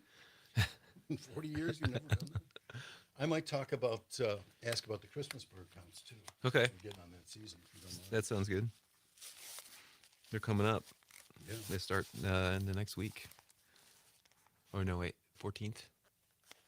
Whenever that is. Are we going straight away? We start at 3 minutes, 5:30. Okay. Do you want to check levels? Yeah, just a second. Or you want to get them in the picture? A little bit. And you've been there 10 years now, right? Yeah. And we can talk about that, too. Okay. Time flies when you're having fun, right? It must have been a headache dealing with that name change. I felt for you, man. We are so glad to be on the other side of it. I'm not going to talk about that. It was the right move for us. But I thought it was the right move, but then, then the mix-up was just... Yeah. Well, we've been helping out other chapters around the country that are considering it. So I was on a call the other day with folks in Austin, Texas, trying to... I think it's definitely the right thing to do. Yeah, we'll get a note in the mail every so often. And then what about people who had bequests to Madison Audubon? That's still fine. It goes right to us. Yeah, we actually are still a DBA with Madison Audubon with the state. So yeah, and we keep our same federal number. So. Oh, that's cool. So you didn't have to jump through more hoops there. No, there were plenty of other hoops to jump through. I was worried organizationally about that because I worked hard on bequests, and I bet you get decent bequests at some point. Yeah. And I loved them. I thought I did that whole program. No one had done it before with the Progressive, and it was just like we were lining suckers up. And then I could only imagine if you had to change those legal documents. Matt Reitz, can you scoot a little bit closer to the microphone? I want to have it like right in your face, sure ideally. Thing. How's this? Yep, that's good. Okay. Yeah, they always say a fist away. Sometimes even less. I had to keep shoving the mic into someone who was a guest here a couple days ago. Yeah, people just aren't used to it, and it feels uncomfortable if you're not used to it. Because what I've always heard is people say, "Pretend you're making out with the mic," and I mean, you don't need to touch it, but that's a little too. Or eat their mic. People say some people. No, that's I got you. And you go Matt, not Matthew. Matt. Usually, yeah. Same here. All right, 1 minute till we are. If I was doing something wrong, I'd be called Matthew. Yeah, I get that too. What's your middle name? Michael. You get Matthew Michael, and then you're really... that's bad. Yeah. Don't go there. But my brothers and sisters would call the office at the Progressive and say, "Is Maddie there?" Which is what I was called. I don't know if you had that. Yeah. And the whole office would crack up because the person at the reception would say, "Someone wants to talk to Maddie." What are you going to do? Yeah, yeah, exactly right. 30 seconds.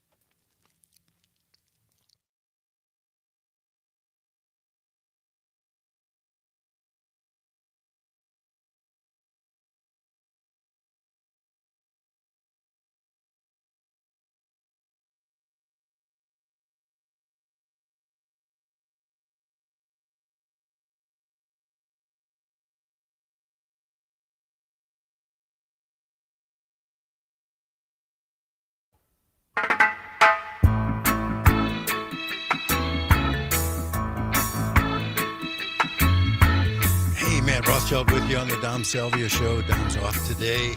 He'll be back on Monday. You're listening to the Civic Media Radio Network. You know, enough hard politics for now. I'm switching gears to something that I truly love. I often wanted to do a show interviewing people both about their professional career and then ask them about, what is something outside your professional career that really excites you? And for me, it's always been birds. I've been a bird watcher since I was 3 years old. I wrote a little bird watching book when I was about 6, and I tried to draw the pictures of the birds that we'd seen around our house in the rural suburbs of Chicago. So I drew a picture on the cover of a ringneck pheasant. I'm a terrible artist, but I tried. My father and I would, and then my brothers later would go bird watching because we had a big backyard and we had this flock of pheasants in the backyard one winter. And anyone who's seen a ringneck pheasant, especially the male, it's just an astonishingly beautiful bird. And so that was the bird that hooked me. We all have birds that hook us. And that was the one that hooked me. Been hooked ever since. And I have a guest here who can carry on with me about birds for a while. His name is Matt Reitz. He's the executive director of the Southern Wisconsin Bird Alliance, which used to be called the Madison Audubon Society. Matt Reitz, welcome to the show. Thanks, Matt. Really, really great to be here. Well, I'm delighted to have you here.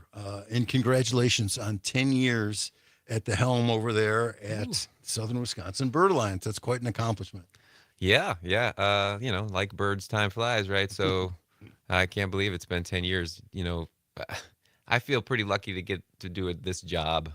It's hard to believe that I get paid to do what I do, but to work on birds and their conservation is pretty spectacular. Yeah, it's a real passion of ours. And I've been impressed with the work you've done over there. One of the things you've done is presided over a lot of growth in land acquisitions and new wildlife sanctuaries for southern Wisconsin. Talk about that a little bit. Why is that so important?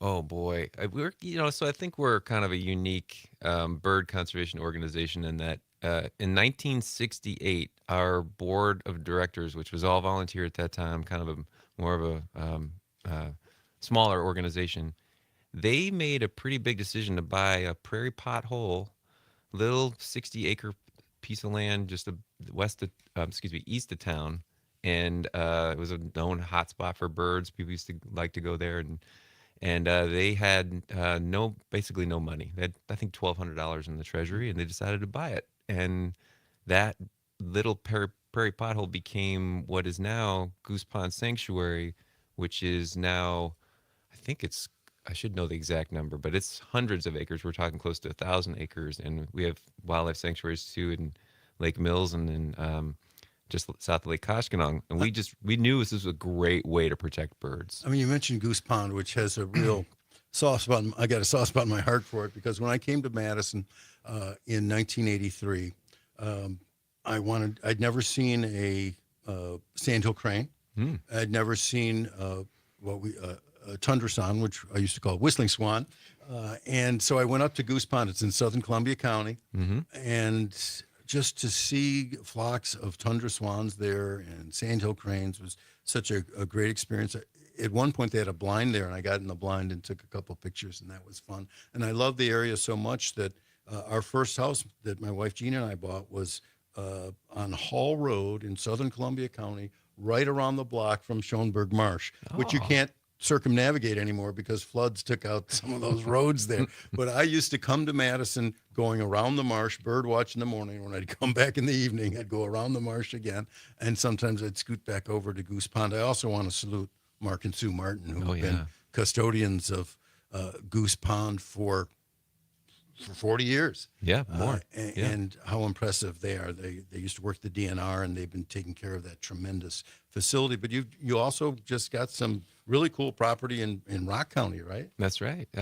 So we've been really fortunate to work with a number of different people who've been incredibly generous with their time and their talents, like Mark and Sue and David and Roger out in Fayetteville Grove, and Penny and Gary Shackelford, who basically created this incredible habitat area, 375 acres or so, that became a state natural area, is designated a state natural area.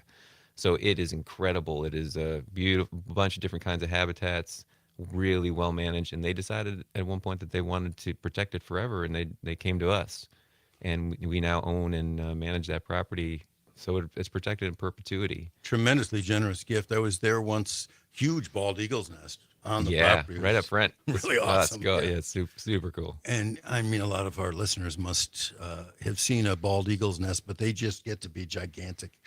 Oh yeah, yeah, tons. They weigh tons, and then oftentimes they're built over many years, and they keep piling up sticks, so you can see them from far away. You'll be in rural Wisconsin someplace and look off in the distance, and in a big tree there'll be a huge clump, but with a bunch of sticks. It's a bald eagle nest. And the eagle recovery has been tremendous in Wisconsin. Yeah. I mean, they were in real trouble in the 70s because of DDT, and the population is way up now. Way up. It's doing really well. They're off the endangered species list. In fact, Wisconsin, back when DDT was a real big problem, the populations here were plummeting, but we were better off than a lot of other places. And actually, we translocated populations from Wisconsin to the East Coast to help recover populations out of the East. Oh, I didn't know that. So we were a feeder system. We were, yeah. So, well, you're welcome, New York. There you go. I don't know if they sent you a thank you card or a Christmas card. Speaking of Christmas, you've got Christmas bird counts. These are annual things. Tell us why those are important. So there's a number of really interesting citizen science opportunities that you can do to understand birds better. One of them is the breeding bird survey that is a citizen science kind of thing. Every year you go out and count birds during the breeding season along specific routes. So anybody can get involved in this. And the Christmas bird count is basically for wintering birds, to understand patterns of wintering birds here, numbers, etc. So it's a nationwide effort. It's coordinated in municipalities. We coordinate it here for Madison. There's CBCs. It's kind of that's what everybody calls it. Happening all over the place. We've got them happening at our sanctuaries. There's one up in the Poinette area that Mark and Sue coordinate. They're happening all over the place. So if you're interested in going out and try to count birds or learn how to count birds, there's volunteer opportunities to do that. And we learn a lot of information from that. So if someone's listening right now and they want to participate in a Christmas bird count, how do they get in touch with you? You can go to our website and go to our events page. There's opportunities to sign up there, learn more first, and then sign up. There's a wait list on the Madison one because there's so many birders in the area, but there's certainly other opportunities there. So. And what is the website? It is swibirds.org. That's the Southern Wisconsin Bird Alliance. You can also just Google Southern you'll find Wisconsin Bird Alliance, or you can probably just Google the old name, Madison Yep. Audubon Society. You sure can. And you'll get it there. I've never done a Christmas bird count. I've never been in the field, actually, during a Christmas bird count. Once I reported from my bird feeders, which is allowed too, I think. Yeah, that's right. I had something odd at my feeder. I think it was a Carolina wren, which used to be a bird that didn't come this far north, and occasionally we get them in the wintertime. And I had it for a couple of winters. I was feeding it live. I'd get live mealworms. I'd put them out, and they love that. And then I put peanut suet. They like that too. But that's the only. It's on my list. It's going to happen. I'm going to get in the field and do one of these Christmas bird counts, or do one of the little neighborhoods. Yeah. I should mention too. There's also these what are called indoor sits that you can do at the time, so you can watch your feeder. That information is useful as well. And then there's some events like Olbrich. I think has what's called an indoor sit. You can look at the birds that are around there from inside. Got nothing that rare right now. It's just the woodpeckers, the regular woodpeckers and nuthatches and chickadees. But I do want to make a recommendation to anyone listening, especially in the winter. It's very important to feed the birds. They need the bird feeders. And if you have a suet cage and you hang it up and you get woodpeckers, that's neat. But here's another suggestion with the suet, and I did that this morning. Chop up some of it, dice some of it up, throw it on the ground. A lot of birds don't like being on the suet cage or get chased off by the bigger woodpeckers. And a lot of the other birds, I've seen cardinals and nuthatches and blue jays love it. They're pigs eating the suet on the ground. Yeah, it's a super rich source of food, and a lot of birds do eat it. You'll feed some squirrels too, but those are fantastic also, and chipmunks as well. But and I also, by the way, I made my own suet feeder once. It's the best suet feeder I've ever. I stole the design from somebody else. But you take a log, and then you just get a spade bit or a hole saw bit, and you can cut holes in it and chop them out, and then stick suet in them. And the woodpeckers love it because it's natural. It's a natural substance to sit on. And it's fun to watch them. But feeding birds in the winter is really important. There are a lot of natural food sources in the winter. There's a lot fewer, but there's seeds and berries and all sorts of things that birds need. and it's a great supplemental food source. And there's lots of good recommendations for how to go about feeding birds in the winter, especially on those coldest mornings. I mean, the last few mornings have been cold. I mean, this weekend's supposed to get warmer. May not be so crucial, but if when it gets down to 0 or below, they need it. And first thing in the morning, they need it because they've had a cold night. Tell me, a lot of bird watchers, even casual bird watchers in the wintertime here in Wisconsin, me among them, want to go see a snowy owl. Love to see a snowy owl if you can. What's the situation with snowy owls this winter? Well, oh my gosh, I think everybody knows pretty much what a snowy owl looks like. It's just a spectacularly striking bird, often all white, beautiful yellow eyes. And so they're an Arctic bird. They nest up in the Arctic, in northern Canada and basically all the way around the world, in Siberia and northern Europe too. But we're very fortunate during certain years. They'll come migrate down into Wisconsin, and depending on the year, you get sometimes we get maybe 15, 20 of them, and then we'll have big eruption years where breeding has done really well, and there's a lot of owls out there because there's so much food, and we'll get a whole bunch of them. So we got something like 200 of them here in Wisconsin in 2017, 2018. Last year was about 20 or so. This year, there's already been about 10. And they're kind of scattered around the state. They started up in Ashland, but there's one in downtown Milwaukee now. Yeah. The first time I saw one, I'd never seen one until I moved to Wisconsin. And again, it was right around the Goose Pond area. Mark and Sue Martin had notified folks that there were snowy owls around. And so we would just drive along the area there around Highway K and around where the UW Extension has a building on that little prairie road. Yeah. And that's where we saw them. It was just so fascinating to see a snowy owl out there. I sometimes see them in the Milwaukee area. You mentioned Milwaukee, down near where the ferry is. I've seen them there before. Green Bay sometimes has them.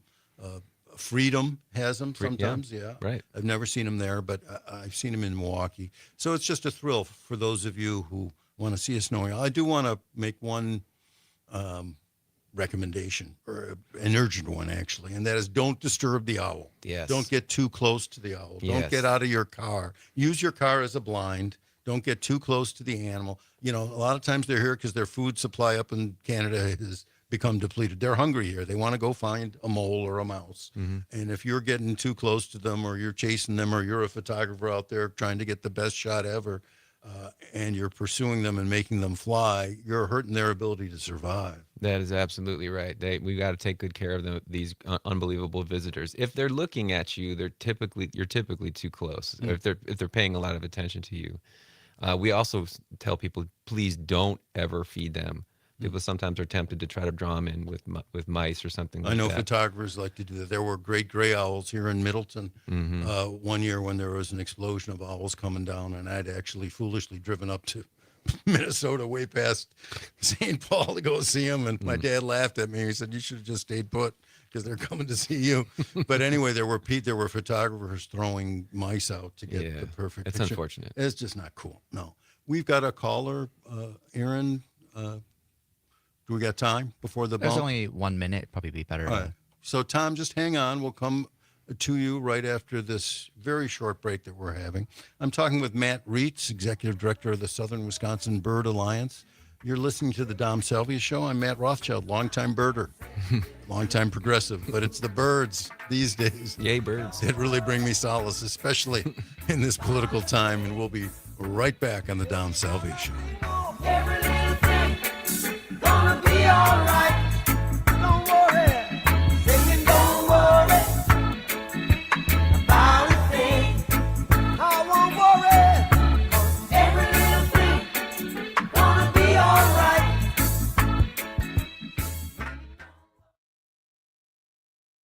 About a thing, 'cause every little thing gonna be all right.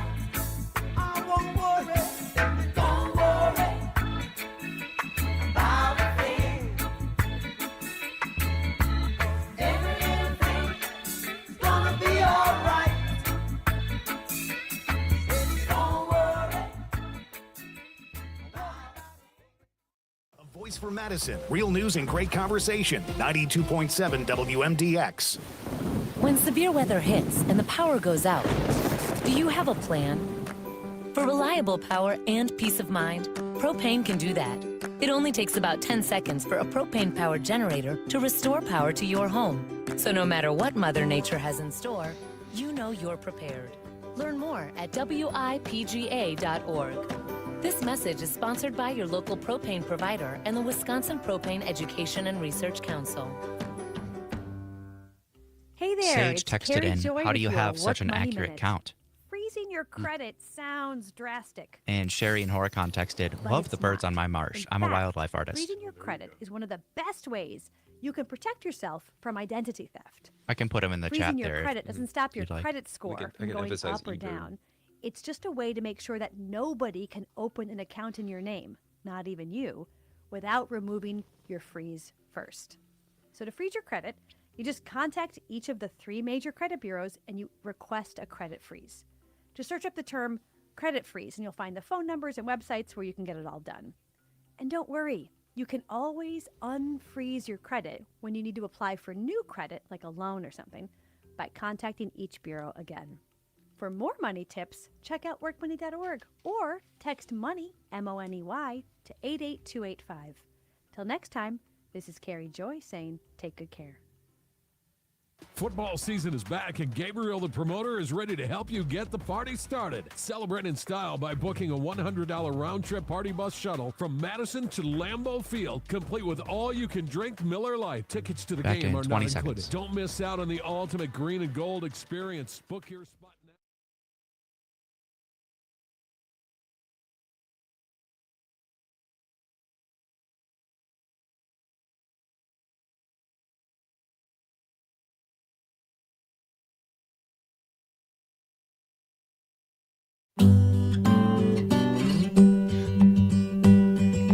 Blackbird singing in the dead of night. Love that, Paul McCartney. Matt Rothschild with you here on the Civic Media Radio Network. Dom Salvia show. Dom's off today. He'll be back on Monday.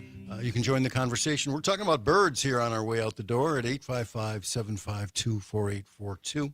That's 855-75-CIVIC. And I'm joined by Matt Reitz, who is the executive director of the Southern Wisconsin Bird Alliance. We had a text from Sherry and Horicon over the break. She loves the birds on her marsh, and she's a wildlife artist. She's talking about the Horicon National Wildlife Refuge, is one of the great places to see birds in Wisconsin. And they've had snowy owls there, too, I understand. And then we had a text from Sage. How do you have such an accurate count on the snowy owls? I'll throw that one to you, man.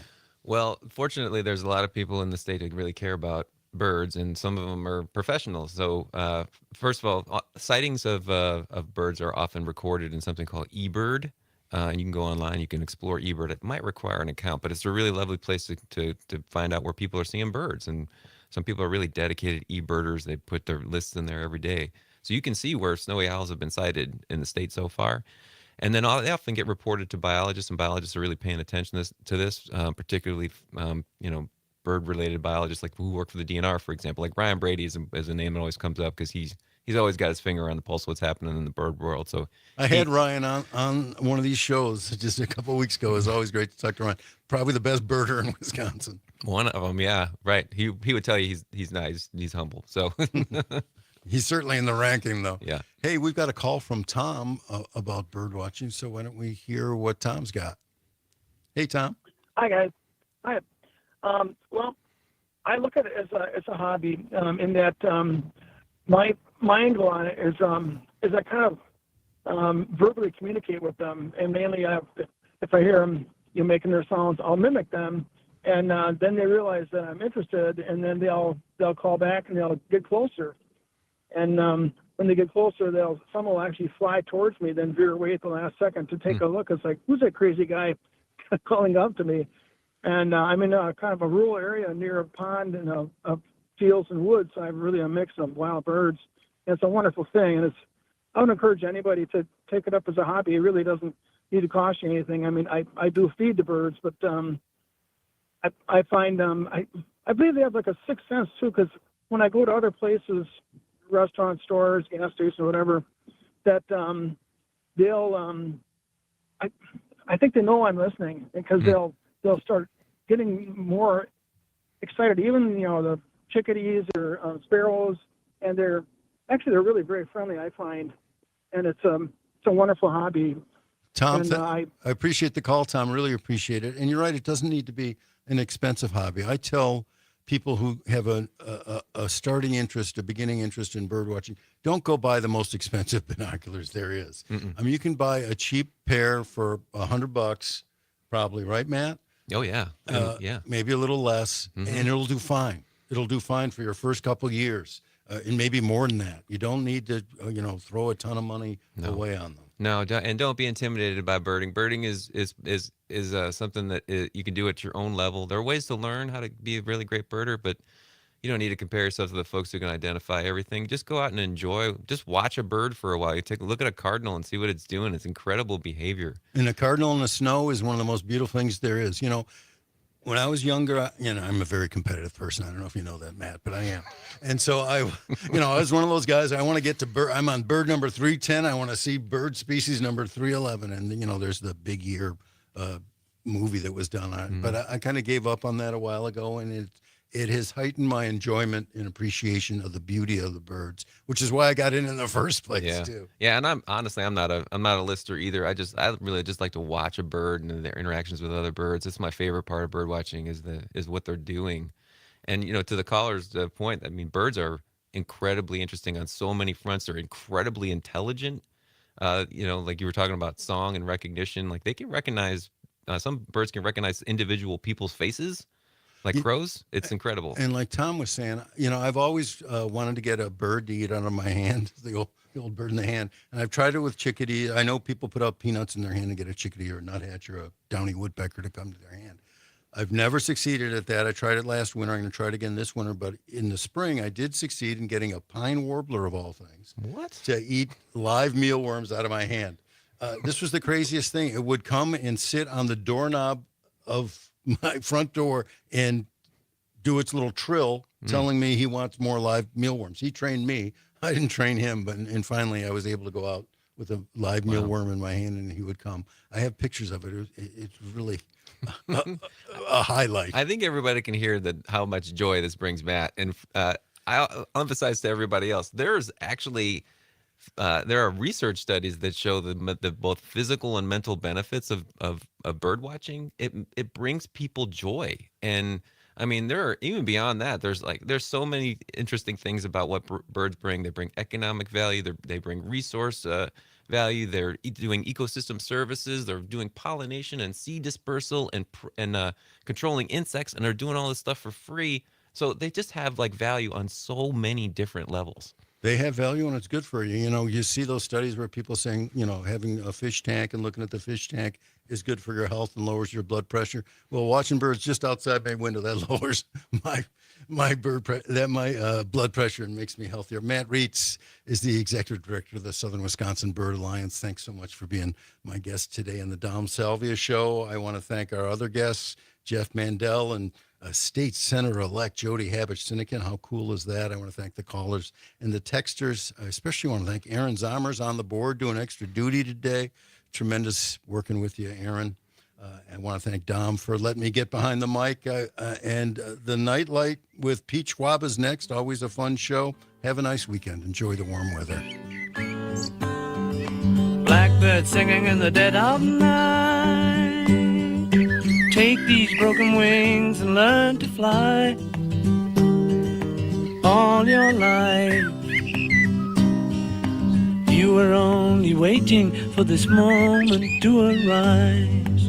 You were only waiting for this moment to arise. You were only waiting for this moment to arise.